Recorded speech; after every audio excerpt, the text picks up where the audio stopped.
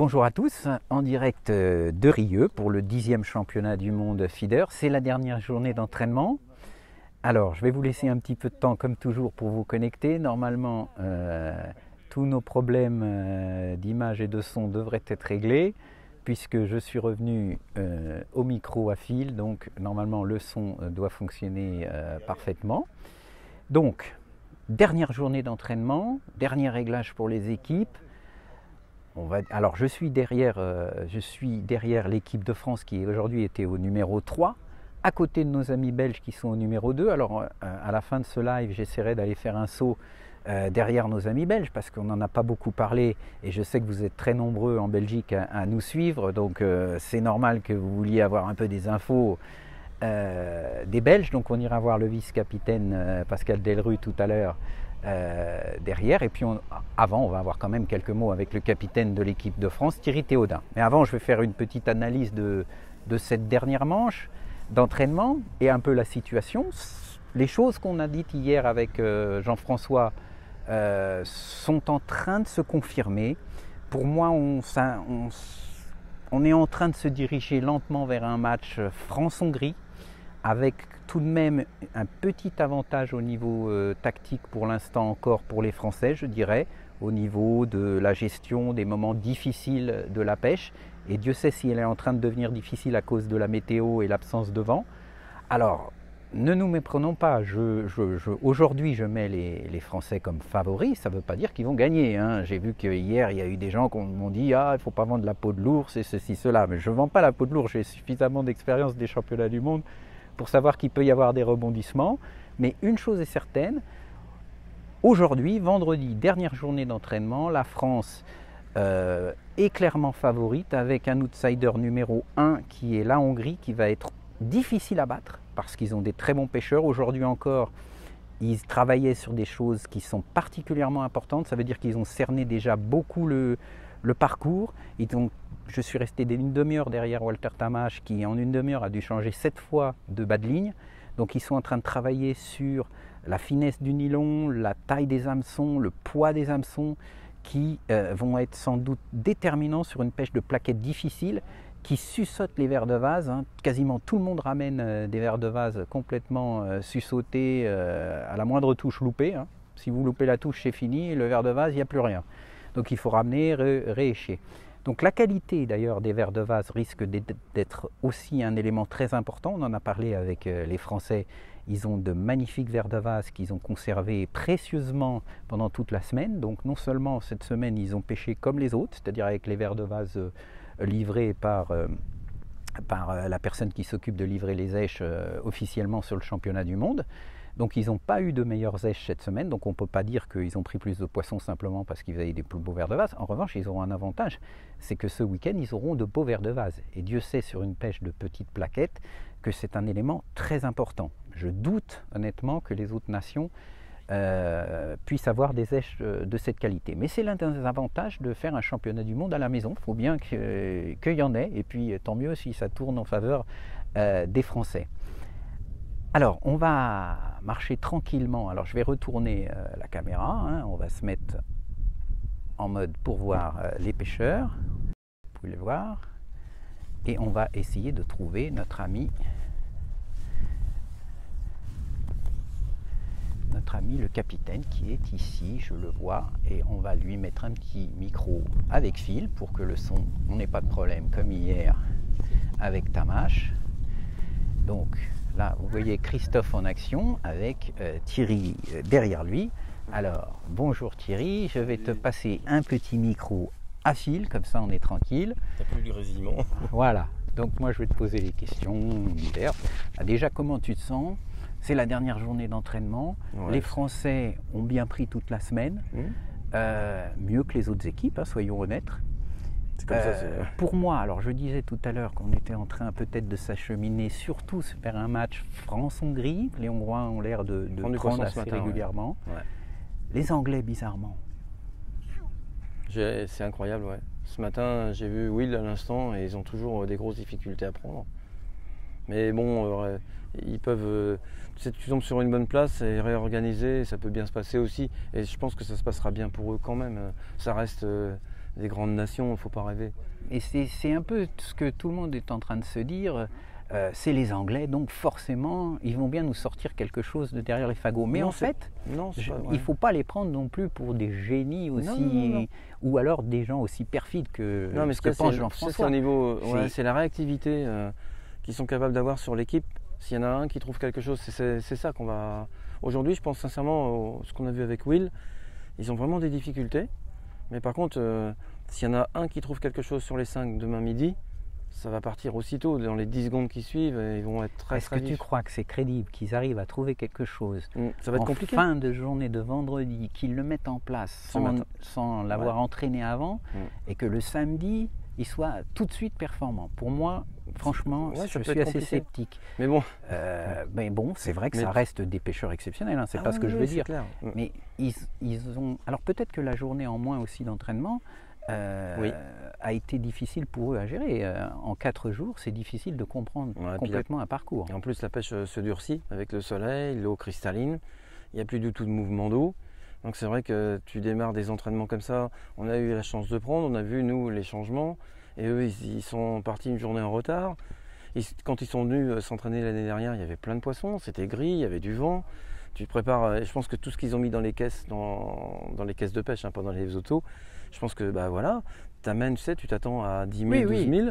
Là, En on plus, s'aperçoit ils ont qu'il y a des eu, secteurs difficiles. Ils ont eu quelques heures pour se préparer et partir d'Angleterre. 2 Donc, jours maximum, ouais. Mais bon, hein, c'est les aléas. C'est Tant ça. mieux pour nous si ça nous sert. Effectivement, la météo, tu disais, a priori demain, on nous annonce un temps un peu comme aujourd'hui, c'est-à-dire pas de vent, Ouais, un une ciel pétole, clair. une pétole demain, 5 km/h de vent. Donc, je pense que le secteur A, si on a bien regardé la météo, secteur A et B, tu verras, il n'y aura pas une frisette, rien quoi. Donc ça risque d'être compliqué. On le voit, il est déjà dur hein, le secteur A. Je pensais qu'il aurait été meilleur que ça.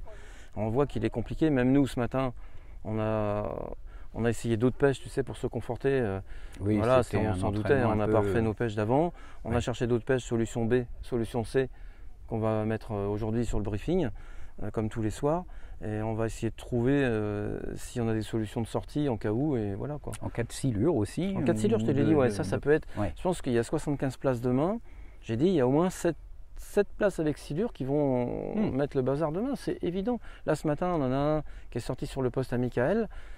C'est le même gros qu'hier avec Romain. Hein, et tout de suite, la pêche, elle est polluée autour. Et voilà, c'est comme ça. Oui, au début, ils étaient plutôt de l'autre côté de la rivière, Oui. mais là, à force qu'il y ait des coups amorcés, bah, il y a un Voilà, garde-manger. Ils viennent à la mangeoire. C'est ça, Ils exactement. viennent au râtelier dire c'est meilleur, il y en a plein. Bah ouais. Et on se dit, bah, ça peut évoluer. Après, c'est ce que je disais hier. Moi, je ne recherche pas la chance. Hein. On va éviter la malchance. Et voilà, c'est un peu ça. La chance, je pense sincèrement, le secteur il sera régulier. Maintenant, la malchance d'avoir un silure. Et c'est à nous, ce qu'on a vu ce matin, c'était le dernier jour, c'était fait pour ça. Des solutions différentes pour voir Pour si on peut se s'échapper en sortir cas de, de ce truc-là. de moments Soit difficiles. trouver d'autres pêches, tu vois. De toute façon, c'est ce que j'ai pu remarquer sur toute cette semaine d'entraînement. La grosse force, moi, que j'ai vue des Français, c'est de réussir à continuer à prendre du poisson quand il y a des périodes difficiles. Parce qu'il y a des rushs où il y a des touches, Oui. tout le monde en prend, parce que Oui. les touches sont assez franches, voilà. Et à un moment donné, ça se durcit. Et là, les Français continuent à prendre des plaquettes, En fait, alors que beaucoup d'autres nations peuvent rester une demi-heure, 40 minutes, sans la moindre touche, sans poisson dans la bourriche. Et au final, 30 minutes voilà. par-ci, 30 Oui. minutes par là, ça va fait très, très 1500 vite ou et 2000 ça points. fait 1500, 2000 de plus. Ouais, On l'a vu c'est ce matin, ça c'était gris, c'était humide ce matin, il y avait une sorte de bruine bretonne. Et on a vu, tant qu'on a eu cette grisaille-là, je veux dire, les amis belges et tout ça, ils ont pris du poisson, les Autrichiens, tout le monde prenait vraiment. On se dit, bah tiens, ça va bien, le soleil est monté, c'est redevenu cristallin, toc, ça s'est apaisé tout de suite. Immédiat, il a fallu réagir et c'est là qu'on a dit, on arrête les pêches normales, voilà.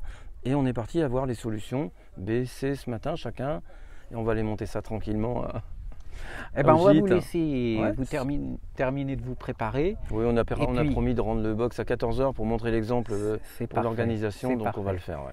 Donc on te donne rendez-vous demain Demain matin. sur le terrain de bataille. On sera là dès le contrôle des éches, je rappelle, pour pouvoir Oui. suivre un peu le contrôle des éches et voir quelles sont les stratégies un peu des différentes équipes, parce qu'on verra de près cette fois-ci les amorces, les éches, etc. Donc on vous expliquera tout ça en détail. Et maintenant, on sera prêt demain matin. ça, je ne doute pas que l'équipe Ouais. de France sera prête.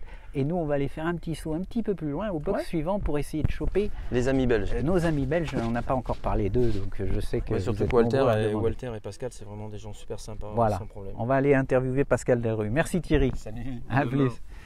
Alors, donc je continue à marcher. Alors, je vais quand même tourner la caméra pour que vous voyez les Français qui sont en action. Hein? Alors, vous voyez quand même que le ciel, il est bleu.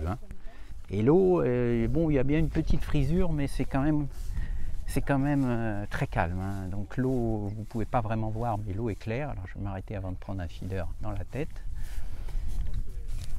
Donc là, on est dans le secteur A. C'est le secteur qu'on suivra demain au moment du contrôle des éches.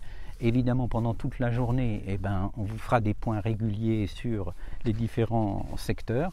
Et on terminera dans le secteur E en suivant la pesée de tout le secteur E demain en fin de journée. Donc demain, prenez votre samedi, prenez votre dimanche, n'allez pas faire les courses, restez ou alors prenez votre portable pour suivre ce championnat du monde. C'est pas souvent qu'il y a un championnat du monde en France, donc il ne faut pas le louper. On est là pour vous le faire vivre et on compte sur vous.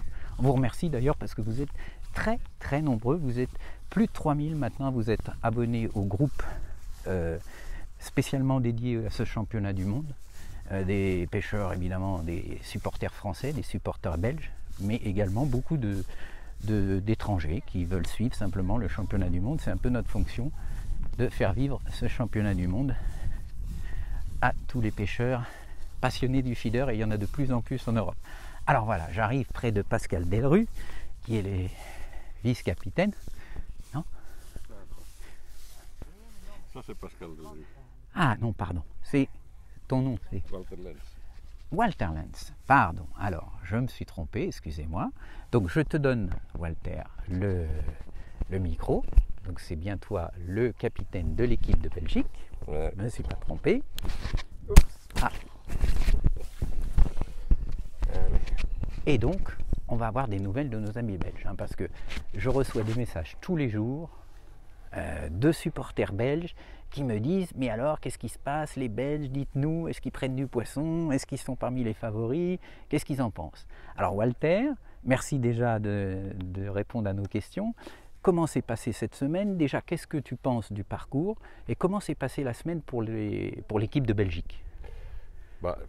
C'est un des plus chouettes parcours qu'on a pêché. Ça ressemble un peu au Stellato en Italie pour nous. C'est vrai, il y a des similitudes. Le lundi, c'était impeccable. Probablement le bon secteur et les points étaient vraiment hauts. Quoique les jours qui ont suivi, il y avait plus de soleil, beaucoup plus de soleil, moins de vent, et on a vu que la pêche diminue. Oui, c'est ce que disait Thierry en début de semaine, la météo était favorable. Ouais. Ce week-end, demain visiblement, ce sera les mêmes conditions difficiles. Ouais. En revanche, dimanche, a priori, peut-être les conditions vont se couvrir, un peu plus de vent, peut-être la pêche sera meilleure. Je suis certain, si c'est le météo, ça va. On croise les doigts. Donc il peut y avoir 2 manches avec des pêches peut-être même différentes, ce qui peut provoquer des bouleversements dans le classement. Ouais. Mais pour la Belgique, alors, la plupart des pêcheurs sont des pêcheurs uniquement au feeder, ou est-ce qu'ils pêchent aussi des championnats au coup, des choses comme ça? Ce sont seulement les feeders. Vous avez choisi une équipe vraiment de pêcheurs spécialistes de la Brème, principalement? Oui. Oui. Mais de manière un peu différente qu'ici, chez nous, c'est surtout le terreau, Caster. Quoiqu'ici, c'est le ver de vase. Oui, c'est un peu plus comme ça se pratique aux Pays-Bas, c'est-à-dire des brèmes un peu plus grosses. Avec le Pays-Bas, c'est la même chose. Avec des vers de terre coupés, des casters, une pêche au feeder plus traditionnelle de beaux poissons, on va dire. Parce que là, c'est vrai que on doit s'adapter un tout petit peu, quoique de temps en temps, notre système marche. Mais autrement, ça ne marche pas. Et j'ai vu les Français, c'est le fouillis. Le fouillis, les vers de vase. Ça, ici, je pense que c'est vraiment indispensable. ça c'est pas vraiment notre spécialité, disons, parce que beaucoup de fois on ne peut pas l'utiliser en Belgique. Ah, dans les concours feeder, oui, vous ouais. interdisez le fouillis Ouais. vers de vase. D'accord. Mais bon, on a assez de gens qui savent le faire aussi. J'en doute pas une seconde. En général, les équipes belges, quelles que soient les catégories, Ouais. au bout d'une semaine, vous arrivez quand même à trouver les solutions. Donc même quand c'est des pêches un peu particulières. Mais vous avez réussi des scores plutôt importants lors des entraînements ou... Le lundi, oui, hein. Oui. Tout près de 20 kilos. Ah, de 20 15 kilos. 12 kilos, mais Ah oui, c'était le seul jour. c'était des très belles pêches. Ouais. Oui, oui. Là, c'est vrai que sur le championnat, sûrement que des scores entre 5 et 8 kilos, Ouais. ce sera déjà pas mal. Je pense que... Ouais. Mais c'est ce qu'on prend les autres jours. Donc, vous êtes dans les équipes qui prennent le plus, hein, parce que moi, j'ai vu beaucoup d'équipes avec des pêcheurs à 2 kg, 2,5 kg, 3 kg. Ouais. Donc, on peut dire que, voilà, nos amis supporters belges qui me posaient des questions, finalement, la Belgique, attention, va falloir s'en méfier. Il faut toujours Ouais. se méfier de nos amis belges. Et puis, on termine juste côte à côte. Ça, c'est le petit clin d'œil de l'histoire pour le... Ouais. Mais moi, je Pour pense que le l'entraînement. français, ça sera difficile pour les battre ici. Je pense aussi, mais nous on croise les doigts en tout cas, hein. Forcément on est un peu supporters des Français, même si on a fait notre travail de journaliste. Mais On le espère. tirage au sort est aussi important. Alors, Ça va être important, on il y a verra il y a des différences de fond effectivement sur ce parcours, non seulement, pas vraiment de profondeur, mais de profil de fond avec des Ouais. cassures plus ou moins nettes, et c'est vrai dans le que même secteur. hein, c'est... alors, Il va falloir sonder, il va falloir, Voilà. en arrivant sur sa place, c'est pas toujours évident au feeder, mais il va falloir sonder. Non. Voilà, merci Walter en tout cas, et Avec puis plaisir. bonne chance aux Belges, on Merci. est quand même aussi derrière vous. Merci bien. Merci.